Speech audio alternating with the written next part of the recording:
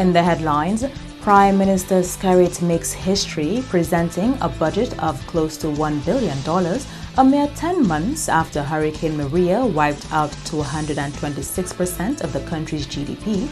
Displaced residents of Petit Savan told to hold on as the Bellevue Chopin housing project advances towards completion. And the Ministry of Agriculture bans the importation of bees. I am Andrea Lee with the Channel 5 News, back with the details after this. M&J Covering is the producer of designed galvanized and galvalume in Dominica. They design to your specifications, color and length, 4 styles of galvanized and galvalume pre-painted roofing sheets as requested, and supply all your galvalume accessories. M&J Covering helps you control spending and reduce waste. At M&J Covering, they are also equipped to build your roof to precise standards anywhere on island. So come to M&J Covering at 1 Mile in Portsmouth or call 445-5001-275-5003 today.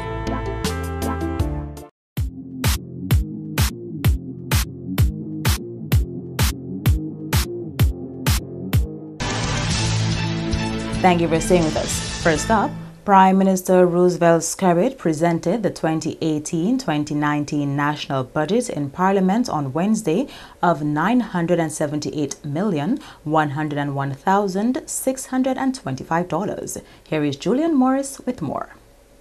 Total revenues identified for financing of the budget are estimated at $947.3 million. This consists of recurrent revenue totaling $788.8 million, local capital revenue in the amount of $5 million, local funds $23.4 million, current grants $4 million, capital grant resources $126 million. Total expenditure estimates amount to $1.1 billion.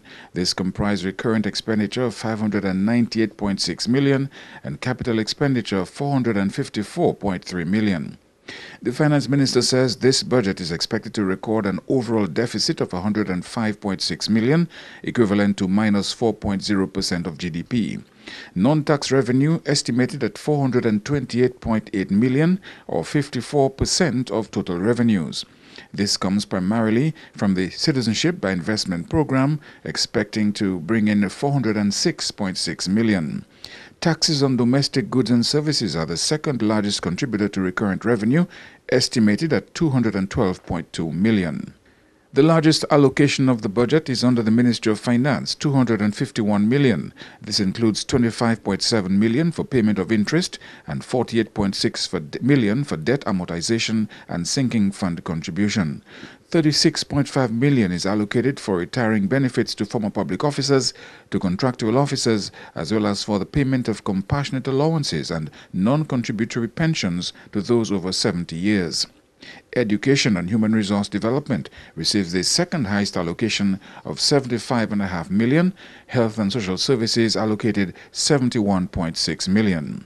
$50 million goes to Justice, Immigration and National Security. Salaries, wages and allowances amount to $171.4 million. The theme of the 2018-2019 national budget is From Survival to Sustainability and Success, a Resilient Dominica. We'll have more in our next newscast, including opposition reaction to the national budget. Parliament is adjourned until 10 o'clock Thursday morning. In related news, the 2018-2019 national budget of close to $1 billion, a first for Dominica, certainly drew reaction both inside and outside of Parliament. Kalinago Chief Charles Williams was among those who was impressed with the budget, for which he says the theme was timely. The resilience of Dominica as a climate resilient country and the concentration to build the country as a climate resilient country. I think that was a very timely theme, and I think the budget cuts does in fact indicate the intention. Speaking of resilience, the Kalinago chief is himself recovering from a stroke and seems to be doing quite well. I want to thank God for me recovering, because I was really down after suffering that stroke, and I want to also thank the government because they assisted me to get to Cuba to check my health generally, and I'm back on my foot, and I want to thank God for that. But when you speak of resilience, the indigenous people, the Kalinago people, have been resilient. Having gone through the period of colonization, neo-colonization, people have gone through several hurricanes before, And I remember Hurricane David, and now we have Hurricane Maria. So resilience for the Kalinago people is not a new thing. Parliamentary representative of the St. Joseph constituency, Honorable Calvo Daru, believes the budget presentation by Prime Minister Skerrit on Wednesday is a budget of hope. Honorable Daru pointed to some highlights in the budget which he thought stood out, namely increasing pensions for public officers, the construction of an international airport, and tourism development. Daru is among government MPs expected to make their contribution to the budget debate on Thursday. I really want to commend the Prime Minister for his presentation. I think he was very articulate, and he really came out to giving Dominican people the hope that they need. Of course, after Hurricane Maria, you can well imagine that the citizens of this country would require every hope. And I was very impressed and particularly took interest with some of the key points that the Prime Minister made, particularly one where he mentioned the increase in the pension for the public officers who are retired. Of course, it is something that we welcome, and you can see over 180-something public officers would benefit from that. Additionally, we also have the international airport, which is high on the agenda. And this Labour Party government will build and construct this international airport. And another key area, I believe, is the area of tourism. We've already seen the return of Carnival cruises through the summer months. I believe this augurs well for the future of tourism, the tourism product, and the significant benefits that tourism can continue to bring to the country. So I'm very impressed with the budget. I'm looking forward to the debate and to see how we can move this country forward and implement various aspects of this budget. Former Labour Party Senator Alvin Bernard has described the 2018-2019 national budget as impressive in light of the impact of Hurricane Maria on the economy of the country. Hurricane Maria destroyed 226% of Dominica's GDP. The former government senator spoke to Channel 5 News on the steps of Parliament's building on Wednesday afternoon. The budget was remarkable and, in fact, near miraculous when you consider what we had to go through since September 18. And we have to also be thankful for the wisdom of the CBI program and the leadership of the Prime Minister, so that we could have been in a position to respond effectively to the aftermath and the effects of the hurricane. I think it was truly miraculous in all the things that the budget is able to do. And not only that, but pursuing those objectives without undue stress or consequences on the Dominican public. DLP Senator Edward Regis believes Prime Minister Skerrit outlined his climate resilience strategy in the new national budget. Government's goal is to make Dominica the first climate-resilient country in the world, an issue which is woven throughout the Prime Minister's budget address. It was focused, and I believe that if all Dominicans participate and really come together, that we can actually achieve this and we can inspire the world. I look forward to my own very brief contribution sometime tomorrow, and I will certainly be in support of what the Prime Minister has outlined. I'm happy for the proposal to begin to have this discussion on the decriminalization of marijuana. Hopefully, it's something that was long in coming. It's something that many governments have resisted, but now I see that governments are embracing the importance of marijuana as a herbal medicinal plant. And it is something that, we certainly should look at. Housing, absolutely, wonderful proposal for housing development and community development is something that I think is great. But overall, I'm particularly impressed that with a loss of 226% of our GDP, that we are putting forward a budget with no new taxes. I mean, that is incredible. That is incredible. And we really have to commend the Prime Minister for the work that he's really done, and his entire government, because this is beyond comprehension, in my opinion, and I look forward to the implementation of the budget when it is passed. Senator Regis is not alone in his commendation of the 2018-2019 budget. a job well done in presenting such a comprehensive budget just 10 months after the passage of Hurricane Maria. What struck out to me is the significant amount of investment in the educational sector in terms of re-establishing our schools and making sure our young people, the academic career is not affected in the long term by the passage of Hurricane Maria. So I really am pleased to see that, because if we're going to be the first climate resilient country, we need an educated population who understands the concepts and the principles and how we can in fact build that resilience. Something else that touched my heart in the budget was the focus on the programs put in place for persons with disabilities. Often these people within our society are not given the chance, or the enabling environment is lacking for them to reach their full potential academically or professionally. But it's very encouraging and really touched my heart to see the programs and the resources allocated to make sure that they can reach their full potential in a climate resilient Dominica. Meantime, the Dominica Association of Industry and Commerce was among stakeholders who engaged with government during the consultative process leading up to the 2018-2019 national budget. The newly elected president of the DAIC told Channel 5 News in the lead-up to the budget that the business community was hanging on to the national budget for hope, as recovery from Hurricane Maria was still a struggle. He told us at the time that the private sector, through the Dominica Business Forum, formally requested that government implement a stimulus package in response to Hurricane Maria's impact. The businessman said he was optimistic that government understood their plight and will reflect that by considering DAIC's budget proposals.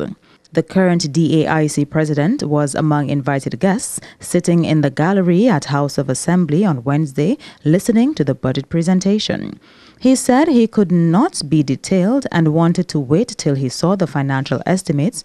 However, Mr. Green gave Channel 5 News his initial impressions of the budget as he left Parliament on Wednesday after the proceedings were adjourned to Thursday. It's an interesting budget.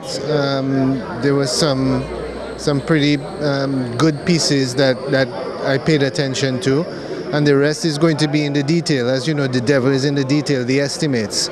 So until I see those in hand, I don't want to make too much comment, but the Asicuda update is very promising for increased efficiency, and the establishment of the joint public-private partnership committee under Minister Isaac is also very promising. So there are some very good things in there, but I want to see the estimates before making substantial comments.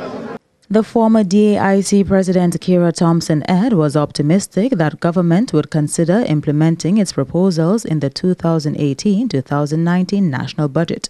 DAIC's immediate past president said the organization took into consideration the country's post-Hurricane Maria situation in its pre-budget submissions to government. Coming up on the Channel 5 News, management of a soon-to-be-opened galvanized factory promises no price gouging on its part.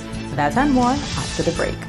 Les moun ki ni TB estene e ben tout se, moun ki en bonne santé oli wen ka respire se vermin la. Moun ki pa ni bon tempérament kon sa ki ni maladie HIV, alcool, ka fumer, ti mamay e grand moun bien sensible pour ces maladies ça là. Moun ki ka tousse ni pou prendre précaution le yo en parmi moun en place publique. Couvert bouche ou le ka estene et tousse.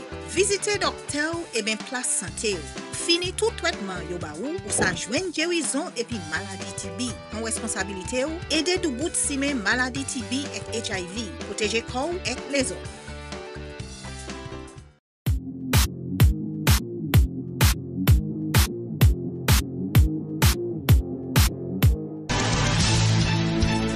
Welcome back.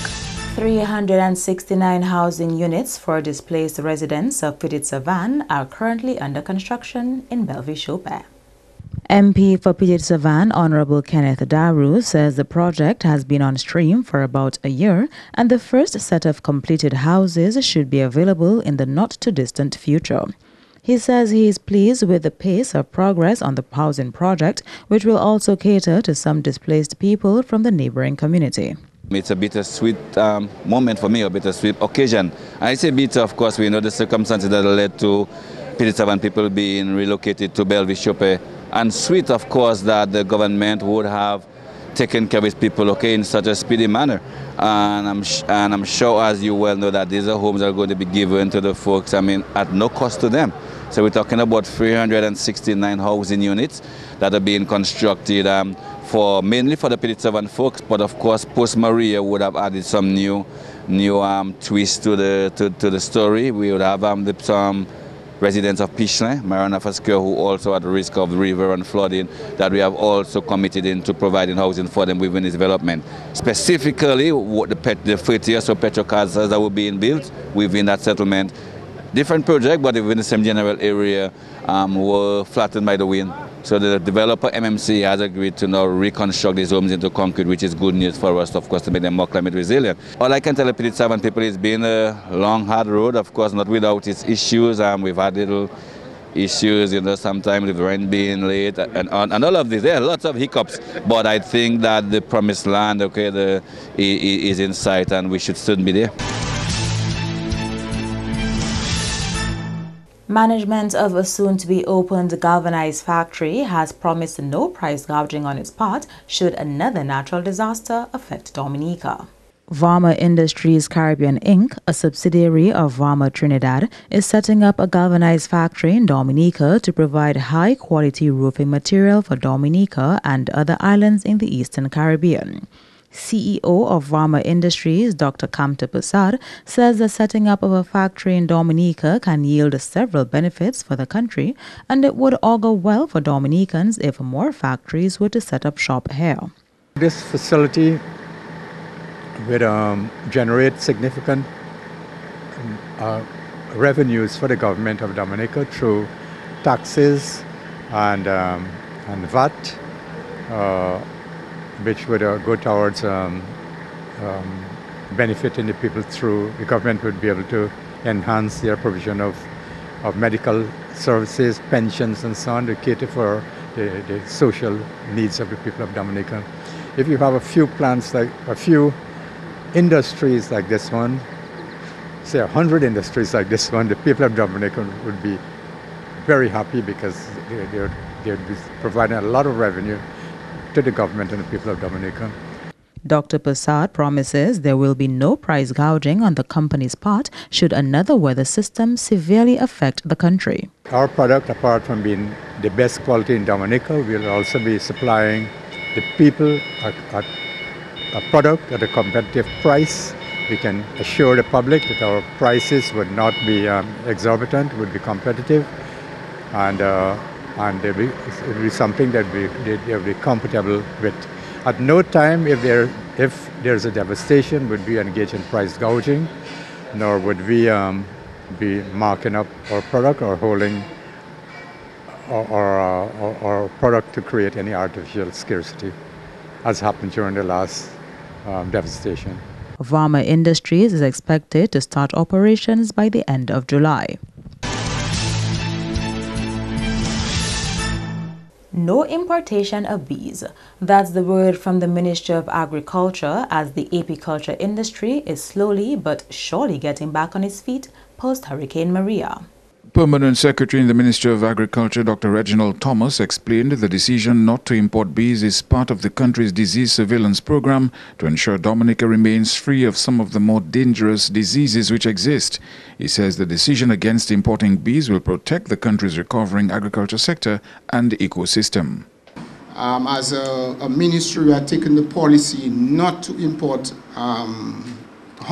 bees, much to the dislike of many. But that was a decision that we took, and we will continue to keep to that policy. Because as a vet, I knew all the repercussions, all the diseases that can be imported. And we have, history has shown us. In 1996, when we got the varroa mite, it is through importation, uncontrolled importation by one individual, and has put the entire industry at risk. So our policy is that of no importation of honeybees. Dr. Thomas urged the beekeepers to have confidence in the local bee species, which has already shown its resilience post-Hurricane Maria. But as a country, we have a resilient bee. It has been here with us. It has gone through several impacts as it relates to hurricanes and storms, and it still remains. So the unique bee honey that you have, that you love and you can sell, it is because of the type of bee that you have. And so we need to find ways to protect it. So all of us have to play a role in trying to protect what we have. The Permanent Secretary was speaking at a stakeholders conference for the Beekeepers Cooperative on Tuesday. And the Carnival Cruise Lines has been commended for the assistance given to Dominica post-Hurricane Maria. The commendation came from Permanent Secretary in the Ministry of Tourism, Corinne Prevost. Prevost says despite its absence from Dominica for 10 years, the cruise line still lent assistance to the country in its time of need. She was speaking at a plaque presentation ceremony for the captain and crew of the MV Carnival Fascination on Tuesday. I would just like to again take the opportunity to thank you again, and that you can relate to the rest of Carnival our appreciation, not just for Carnival being here for these calls, but post-Hurricane Maria, Carnival and the FCCA would have also supported Dominica in the during the post-hurricane time with relief supplies and a lot of assistance to the government of Dominica and the people of Dominica. So we are also grateful for that kind of support. Even before Carnival came back to our shores, we received that kind of support from you as a friend in the tourism industry post-Hurricane Maria. Chief Executive Officer of the Dominica Air and Seaport Authority, Benoit Badwell, says word on the ground indicates Dominicans are pleased with the return of Carnival Cruise Lines, especially during the summer season. I can say that based on the feedback that we're getting from the ground, that our people are extremely happy with the call during the summer, because again we can then begin to truly say to the world that we are ready and open for business in terms of tourism. The Tourism and Culture PS urged stakeholders to put their best foot forward and deliver service excellence in order to secure the relationship with the cruise lines. Post-Hurricane Maria, we would have made quite a bit of investment in getting Dominica ready to receive guests. That would have included a lot of work done on our tourism sites and attractions, and working with the stakeholders in terms of training and preparing them to receive guests during the summer. I would like to take this opportunity on behalf of the ministry to reiterate to our stakeholders that these calls are very important to us and that we should put our best foot forward. We should ensure that the service that we provide is excellent customer service, and that the level of organization at the level of our tours, our taxis, and our professionalism is going to be very critical in ensuring that we can maintain these calls in the future. Rudolph Thomas Enterprise in Portsmouth, your suppliers of building materials and hardware products. Over 20 years experience in the business. Rudolph Thomas has lumber and plywood, galvanized and fence pipe.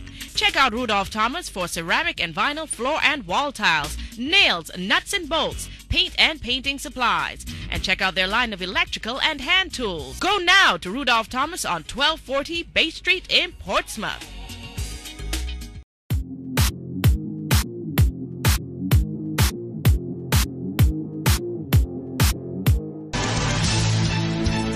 To end the news, the headlines again.